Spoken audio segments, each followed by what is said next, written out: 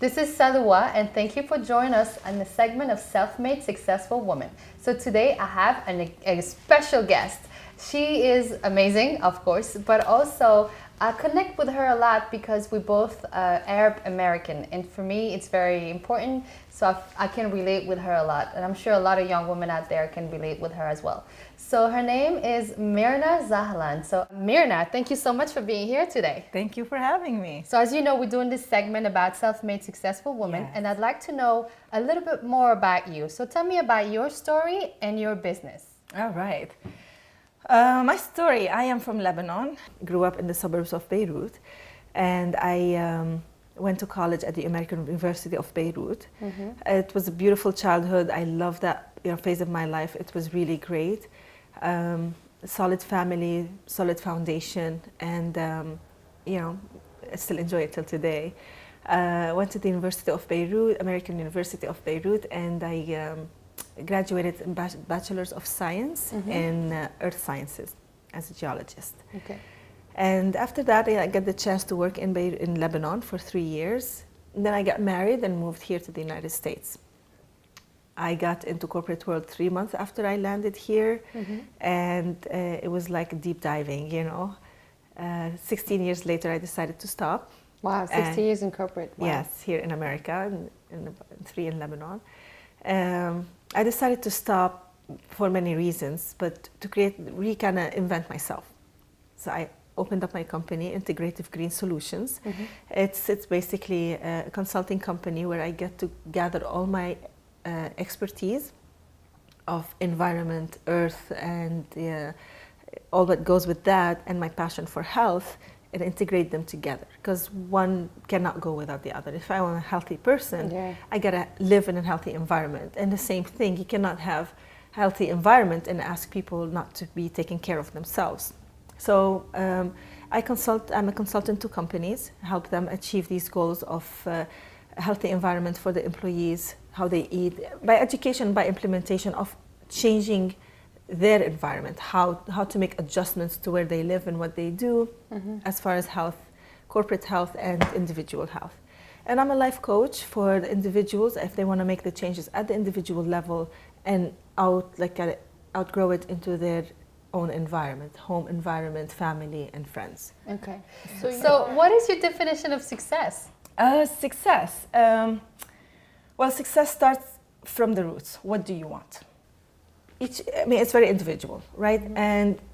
But that individuality comes from what do you want in your life? So basically it starts from defining what do you want and working towards that. So many people say define what they want in their journal and they go to their day job miserable. Yeah.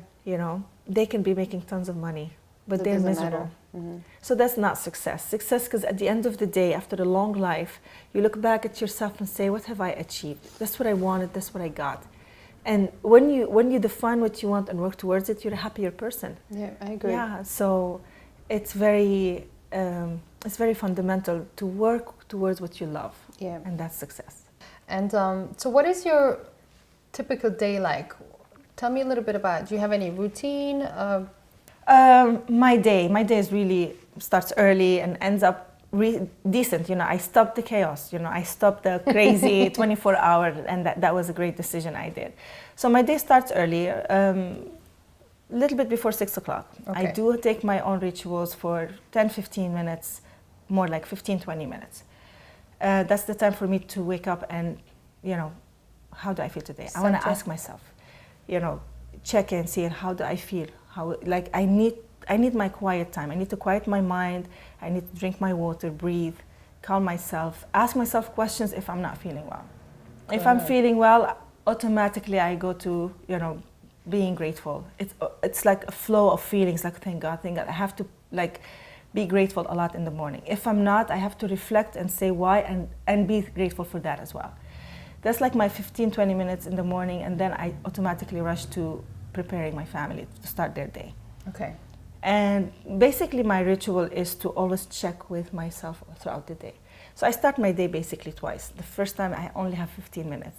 The second time when everybody leaves the house, then I start again. I go for my meditation, my exercise, my shower, and then I start. So basically my day starts around 9:30. After everybody's gone. After everybody's gone. But I have to start with my water and my breathing and my stretches just to calm myself, because my body's been working all night. So I need to just That is good. connect. And then, then the usual way to start, exercise and all that. And then throughout the day, it depends on my day. I have the rituals is, like they say, hour of power, but I break my hour throughout the day. Oh, okay. So I you have to different stop. times. Yeah, if I have a difficult day at work, if I have challenges, I need to stop. I need to take my breaks. And at the end of the day, I gotta check in with my husband. We have to sit down. We have to drink our tea quietly, calmly, and talk. I mean, that's part of my ritual. We have to stay connected with myself and with my husband.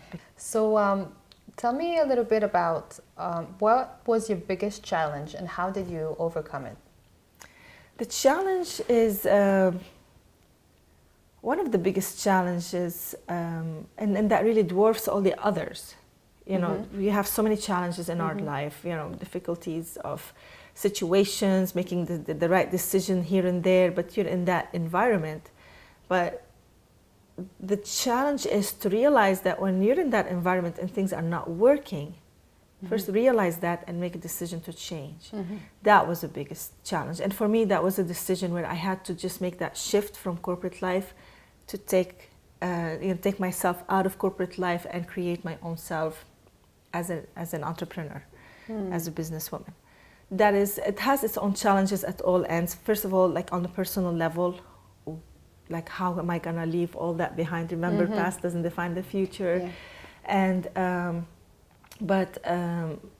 it's difficult on the sense of, now what do I do? I'm reinventing myself altogether. But the challenge basically is realizing, seeing, not being stubborn about it, not being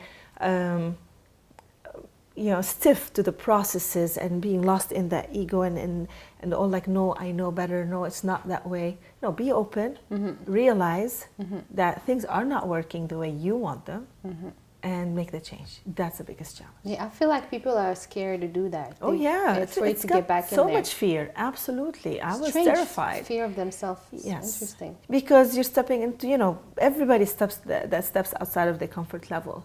Even at the time with me, comfort level was pain. I mean, the comfort level, but that's all I knew.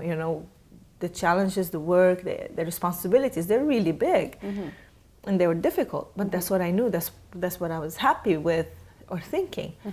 But it's that fear, absolutely. What kind of piece of advice can you give younger women that try to follow your footsteps? So in this case would be to have a full life, balanced life with career, family, health, and so on. Absolutely. My message is always know what you want. They really need to trust in themselves, trust in what they want. And never, honestly, like they should never try to fit in. Once you fit in, you're giving up on your rules and your values. Yep.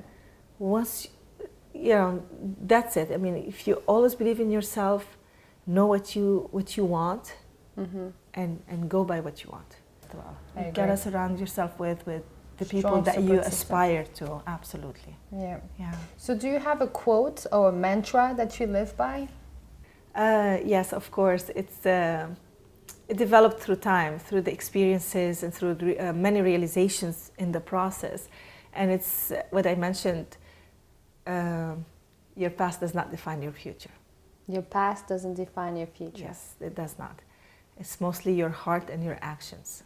That's what defines you today. I so agree. We don't have access to our past. It's gone, it happened. You learn from it. You learn from it, you move on. And your future, you build it. You build it. You don't know what's going to happen tomorrow. Nobody knows. It's what you do today. It's your heart and your actions. That's it. Wow, great. Woo, I learned so much with those interviews. Okay, so I want to give a quick note about your business again. Where can people find you? Definitely online. Okay. I am at nextstepnutrition.com. Okay, nextstepnutrition.com. It's NXT. Okay. Nutrition and training. NXT. nxtnutrition.com. Okay. Yes. And I want to mention this too, guys. She's the author of this beautiful book called Sah'tain, which means health? In good health. In good health in Arabic. You know, So I have so- to say this is a vegan. That's a vegan book. And Middle Eastern recipe. Yes, Or authentic Lebanese. Authentic Lebanese. Lebanese. All right. Yeah, and Awesome. I made it a point there to put all the nutritional values Oh, good. because people always say, "Oh, you're vegan. You must. Where do you take your protein from?" Well, get the It's book. all in here. It's all in here. Good. Get the book So- and see what's in there. If you want to get a copy of this book, go on her website, nextstepnutrition.com. And thank you again for being here today. Thank you, Mirna, for being my Thank you, guest. Saloua. And if you have any question or comment, come onto my website at salouaibaline.com. Thank you again, guys.